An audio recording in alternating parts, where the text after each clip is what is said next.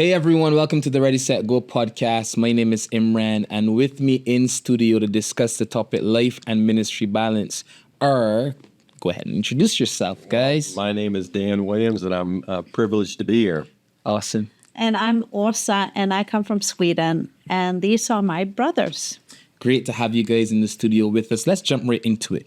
So we're talking about life and ministry balance. I guess my first question to you guys is that even possible? When you hear that word, what comes to your mind? What has been your experience?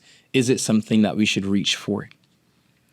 Yes, big time. I think there is, in our society now, things should happen so quickly. And we know that now people change profession during a lifetime much more than the people who've been before us. And I think there's such a blessing with people keep on serving God in the same way. That sounds boring, but I think to last. And I'm a runner, so I think of it as a marathon rather than a sprint. So to pace ourselves so that we can go on. And my picture is when I'm coming home to Jesus, I don't want to walk with crutches. I want to run. Even the last lap, I want to be running. And then those of us who've done long distance, we know that you can't sprint in the beginning. You hit the wall and you will, that will slow you down tremendously. So to find a pace that keeps us going for the long time. Yeah, I like that imagery. The two images that came to my mind when Hulsa was sharing was faithfulness and health. And man, the question of balance. Yes, I think we need balance. I think the attempt to attain balance is the struggle, is the challenge, because what does balance look like in that moment?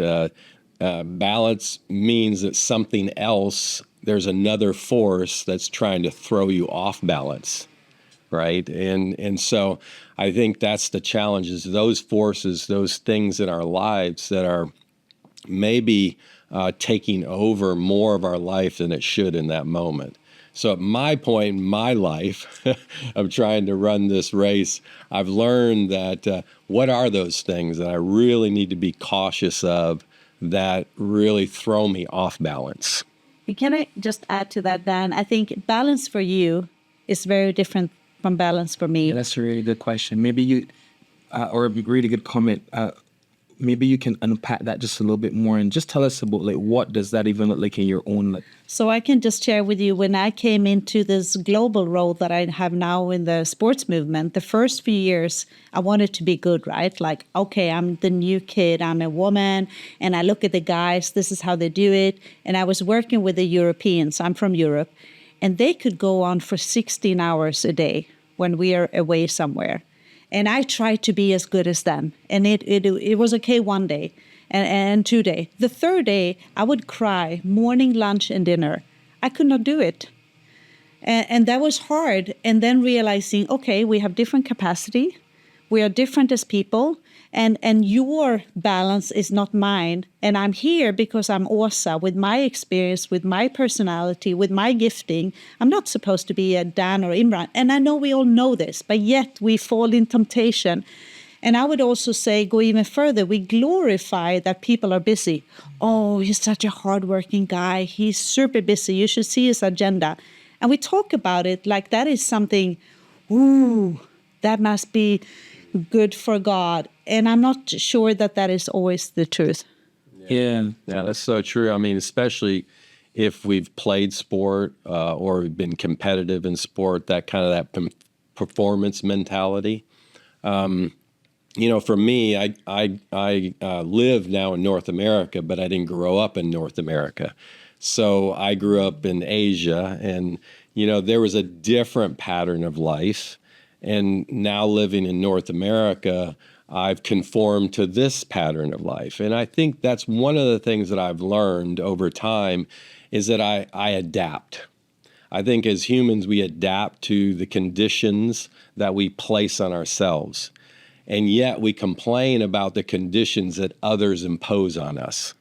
But the reality is we make those choices ourselves. So it could be my health. For many years, I imposed things on myself. I wouldn't drink the right kind of things that would put on a lot of calories.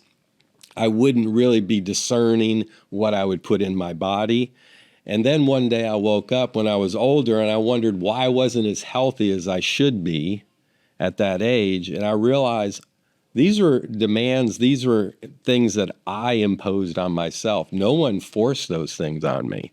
Yeah, that's really good. So you talked a little bit about glorification, so how we glorify the busy, the hustle culture. I think you also talked about like comparisons, where you come into a space and you want to try and outperform or be just as good or show what you should be here and what that could lead to.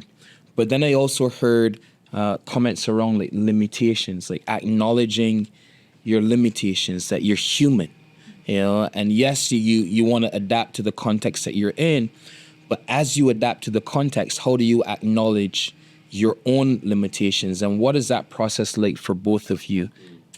I think for me, now being older, being more secure in who I am in Christ and also what I have to offer, I share that with people. Like because I now I'm one of the older in the room, and I tell them, like, no, I can't work 16 hours a day. I finish at 8 or 10 hours.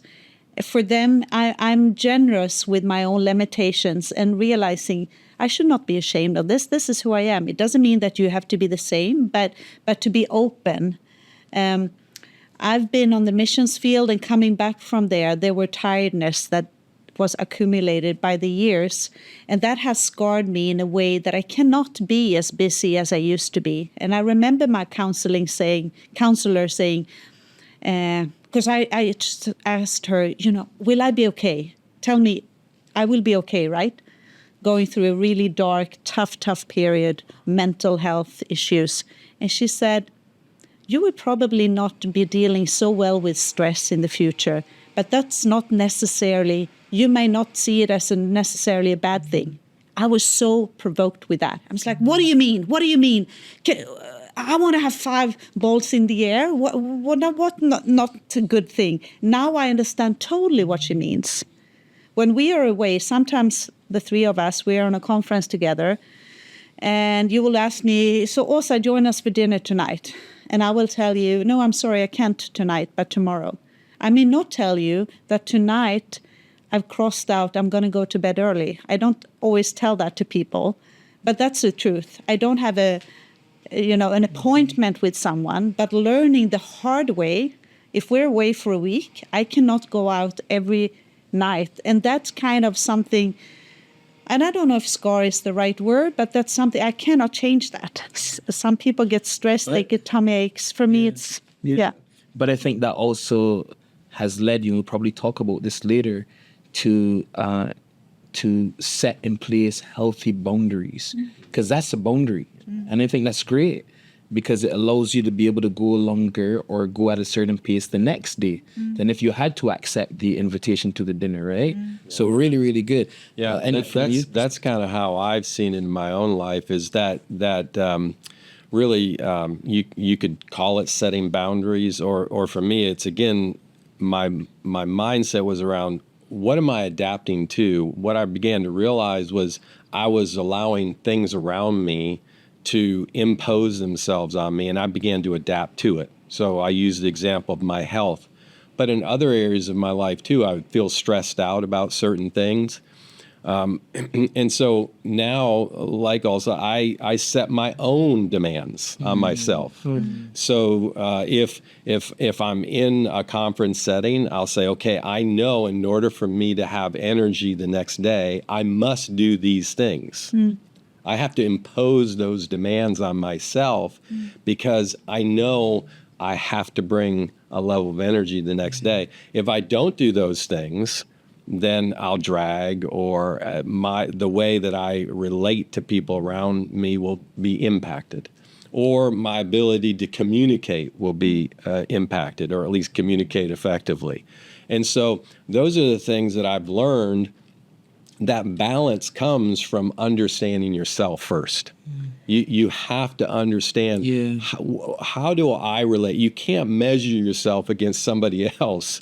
you have to start with yourself. Yeah, that's really good. And I think that the truth is that there are real consequences connected to not getting this right. In particular, your family. And so I don't know if you guys want to just share a little bit about your experience with this and how you've journeyed with the demands of ministry, the busyness of travel, and managing or keeping your family as a priority at the same time. There's so much to say on this issue, Imran, and I think, so I have so many thoughts in my head. I'll share a few and then let Dan come in. But I think my husband and I are one.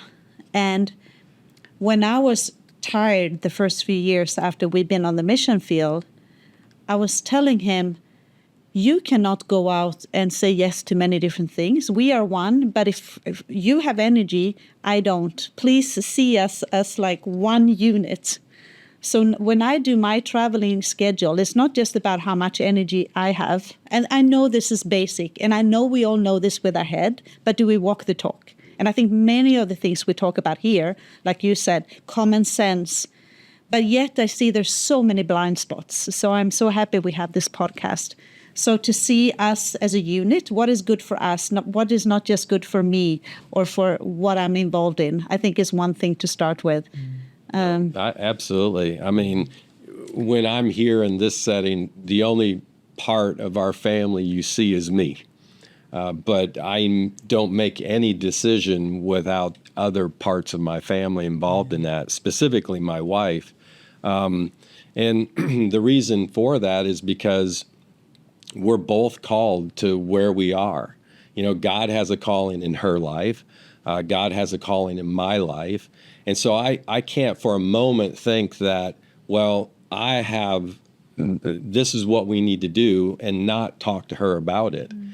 If this is something that is going to involve us and me as an extension of us, because if I commit to something, that means I have to decommit from something else, and oftentimes that impacts the family, I have to have a conversation there. And if it doesn't make sense to both of us, I say no. And a lot of times people have said to me, well, why are you turning this down?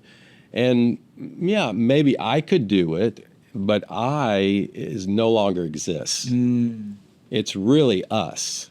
So, you know, we make decisions together. Why? Because we are both called to, one, our family is our ministry calling, but also her ministry and my ministry. She may have plans that I'm not aware of, and so we have to talk, because as we talk, we begin to realize, yeah, maybe it's more important actually that you go do that and I not do what somebody else is asking me to do. So a lot of times we've had to make those decisions over the years. I heard someone wise once say that, I'm translating this into English now, so see. But the demands, even in ministry, will always be there. You can't wait to have good time of rest. Like now it's not really convenient. In ministry now, it's so much going on. You know what? There will always be a crisis somewhere. We work with people. There's always someone in crisis. So we can't wait for this to happen. We need to plan for rest. And I think that's one thing that I've learned. Crossing out the calendar when we're traveling. Now going back to my family tonight. I'm so excited to see them. This weekend, I'm nothing. Because it takes me a few days to reconnect with my husband again. I don't want to jump in and then leave again. So looking at our calendars together, okay, this weekend we're just gonna kind of land together with God's grace. And I know he's praying for me. And again, I'm getting emotional talking about him. It's so how supportive he is. So he's praying over there. And I'm preparing, because I'm preparing to go home after 2 weeks not seeing him. And I'm excited. It's a little bit like falling in love and being away. So it's not only bad, but also like being intentional in we want to serve one another. And I'm sure as a single, there are others. Now we talk a lot about the family issues. I think boundaries, it's important to say, it's important even if you're not married and have kids. But to plan rest. God had the Sabbath. Are we not supposed to? Of course. But sometimes I feel, again, the blind spot. There are not so many sins we boast about. But I feel in this subject, sometimes we can be almost boastful. Look at how much I do when I travel. I go back to back. But you know what? That's not healthy. No. And to dare to say that to one another, to hold each other accountable. Yeah, that's actually really good, because one of the lenses, or one of the things that we don't do, like we don't view burnout through the lens of a wrong sense of identity. Because people connect their identity to their busyness. People think, man, I am important because of how much I'm doing, but they don't see down the road where that leads to the burnout, where that leads to the imbalance, where that leads to the unhealthy practices. And it doesn't start with the behavior. It starts with the belief. It starts with the mindset, right? Right. So my question is, if you had the opportunity to speak to a sports ministry leader that's now getting started out, coming in, they see how we work, they watch our rhythm, they see when we're in Orlando, we're always going. Yeah. What would you say to them to help correct, or, help to steer them and give them a sense of, man, be careful here? What would be your advice? Well, first, I don't know if I could do that. That scares me, to be honest with you. So I'll put it this way. Yeah. Let me pretend like I'm talking to my younger self. Oh, good. Yeah, of course. Because do that. if I could go back in time and say to my younger self, I would say, everything that you learned on the sports field about performance, the gospel turns upside down. And so anytime you're feeling like you're moving into a performance kind of thought process, you're probably moving in the wrong direction. Mm-hmm.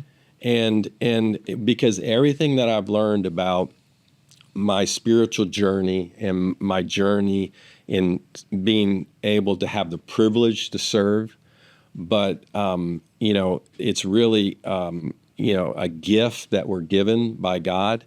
But he's not asking me to perform. He's just asking me to be obedient. And, ultimately, I can't chase after something that somehow I'm going to achieve, through all the things that I do. God's given to me already, and so I need to just walk in that. And so that really, I think, is helpful. If I could go back in time, I'd give myself that speech. Now, I'd probably do a lot more eloquent than I just did, and I would find somebody else that maybe could write it for me better. But that would be the heart behind it. Yeah, that's really good. Yeah, Wilson? Well, what was your question again? Like, what would you say, let's take your younger self. Yeah. What would you say to your younger self about just avoiding burnout? Wow. I think the basic stuff, sleep, 7 to 8 hours, like make that a priority. I see in my own life, when I get tired, I'm more likely to sin, right? And I'm not saying that, for instance, social media is sinful, but when I'm tired, I can just find myself scroll and I'm like, wow, it's gone 45 minutes. I should have gone to bed. So the basic stuff, sleep, eat well. You were talking about drinking, and sugar and junk is not helpful. No. And I think we're so serious with what we do. And yet I see so many of us feeding our bodies with junk. And that is affecting how we feel. That is affecting how well we can share faith further down the line. And I don't want us to be legalistic in this, but just to be aware that all those things add together. Like, what do I enjoy doing? Love being out in nature. Well, do that once a week then. Or I love chocolate ice cream with a friend. Yes, that's sugar, but eat that, but eat it once a week and really enjoy it. So to nurture the basic stuff. And you know what? God is in the basic stuff. Going out in nature, enjoying chocolate ice cream. Thank you, Jesus, for that. I'm super naive, like a child. I thank God for those small, joyful moments and make sure to try to have it in my life, because I know that will help me with my marathon, following after Jesus and have my eyes fixed on him. And then the other good stuff, like reading my Bible every day, being with other believers, seeking his face. But I think even the ice cream and the sleeping and the, all that we think are natural basic stuff. No, but that's important, and that would affect, and that would help us also when we talk about not getting burned out. Man, that's really good. I think very practical. As you guys navigate the demands of ministry, what are some ways that you determine the things you say yes to and the things you say no to? Because I love what you shared, but then like in addition to that, like there's so many things that are coming at you, and is there a role of your relationship with the Lord relative to how you make decisions, discerning God's voice about how do I manage my priorities well and say yes to the right thing, say no to the others? I heard you say before, Dan, I don't know if you phrased it like this, but like if I say yes to something, that means I say no to something else. To be aware of that, if I say no, it means it can be like I want to nourish my family relationship, so I'm going to say no to this. So I think there is that awareness, but also our calling. Where is my calling? And I try to think, what is most impact for God's kingdom? What are things that other people can do? And maybe, and I don't know if this is helpful for others, but to like, okay, this is something that is really aligned with what I feel is my calling and even my role now in this time of life. So I'm going to prioritize this. And like Dan, I would discuss it with my spouse and look at the calendar and all of that. But I'm not so afraid to say no anymore. But I try to be also creative when I say no, to try, because I still work in a local church. So there will be, and I know how hard it can be to find volunteers and stuff. But try to be creative. I say no, but I might have an idea for a solution. So try to be a little bit, so not just leave people in the dark or like leave them alone, but try to point them somewhere else. Yeah, I love what you heard from Dan. Like, yes, I heard someone say it this way. Yes is responsibility that you give yourself in the future. So that time is no longer available. No is protection. And no is securing that time, so that you can give it to something else that may be more connected to your sense of calling. And so I love what you shared there. Dan, anything from you? Well, I think just being thoughtful. I think, not rushing into things. And it starts with really my own pattern. If I'm unsettled myself, I'm not going to make good decisions. And I think we've talked about that. So how do I set a pattern? Well, I have to have a pattern. There's a particular pattern I have to the day. There's a way that I wake up. There's a certain routine that I have in the morning. And that sets me for the rest of the day. And if I disrupt that pattern for too many days in a row, I'm not going to make good decisions.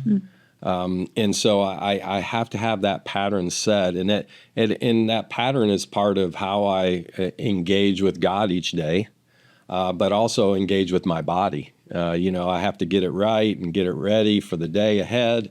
Otherwise, I'm operating with half a tank and starting a long race. I want to start the day fueled up, ready to go. And then once the day comes when decisions have to be made, I want to do them in a thoughtful way, because it's not just about me. It's really about a lot of other things. It's about my family, but it's also about what is God teaching me through that decision-making process. Am I really reliant on Him for everything? Or do I still have spaces in my life where, no, I got this, God. I can make decisions for myself, almost like my little child wanted to make decisions for themselves when they're young. And you were like, I'm not sure you're ready to make that decision. I think God wants us to just rely on Him for everything and have that posture. And I wish I would have had more thoughtfulness when I was younger. Now, because I have to slow down because of my age, I'm a bit more thoughtful. Hopefully, I'm a bit more thoughtful now. Can I just speak into that? Because I love that, Dan. I think when I was younger, because I think I've learned that a little bit too, I get a question and I wait to answer before I felt pressure. Like I need to answer right away. And then I would answer out of like reacting, not having been thinking through the consequences. But now just to take some time to think about it, what are the implications of yes or no? So I usually come back and say, great, let me think about this and give them I let you know in 24 hours, or I think that's a super helpful tool, because sometimes you can come to me, you're super stressed, you haven't really planned, Åsa, come and help me with this, please. And suddenly your stress become my stress. I didn't ask for that. Like, I'm sure we've been, that's been happening many times. And of course we should help each other out, but also like I don't operate well under stressful situations. So just to be mindful of that. Just make an impromptu like commitment. Like, hey, that sounds great. Before I say yes, let me give it some thought. Let me speak to the family. Then I come back to you. Yeah, that's really helpful. That's really good.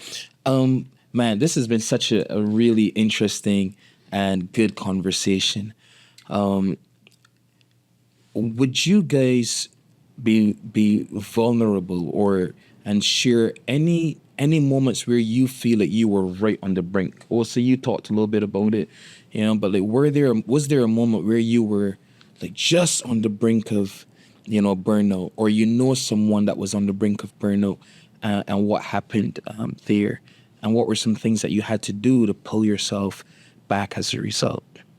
Yeah, I think I look back at a number of times in my ministry journey, and there were times when, burnout is an interesting. I'm not sure I would have described it as burnout. At the moment, in those moments, I felt empty. And how did I recover from those? It took a long time. It took probably longer to move out of those periods of my life than it took to get into those periods of my life, because I rushed into them, not knowing it, of course, but looking back. Those are moments where I didn't hear God, or I felt alone spiritually, or I just there was distance. And what I realized was God hadn't moved. I had moved. And so how did I get out of those moments? One step at a time. There was no quick fix. I had to get on my knees. I had to get into a pattern of prayer. I had to return to God's word. There wasn't one passage. There wasn't just some miraculous moment. It was moments. It was returning to a routine of total reliance on God. Yeah, it's true. And I think and you mentioned this just now, Dan, the feeling of being alone. Leadership is a lonely place. Being missionary, or whatever we call ourselves, being in ministry can be a lonely place. So I would say, and I think I heard you say that, invite other people into what you're feeling, and share it with others. I think that is super important. And we've talked about boundaries. We talked about healthy habits. And I think those are both spiritual, but also mentally and physically. And I think they're all, they all affect one another. So I think I would say those are keys. Yeah, no, that's really good. And I think that's a really good place for us to end, especially for those of you who may have watched this podcast and you may be on the brink, or you are in an unhealthy pattern that is heading towards that destructive and dark place of burnout. We want to encourage you to pause. Maybe spend some time praying. Commit your way to the Lord and just ask Him to help you to implement some of the healthy things, healthy habits that would cause you to veer off of that particular trajectory that you may be on right now. And for those of you watching, you're in a good place. I really want to encourage you to inculcate some of the tips that we would have received from Dan and from Åsa today as we had this discussion, so that you avoid burnout in the future. This was the Ready, Set, Go podcast. Thank you so much for joining us. You can access this and many other series, shows, episodes on readysetgo.world. Thank you for being with us.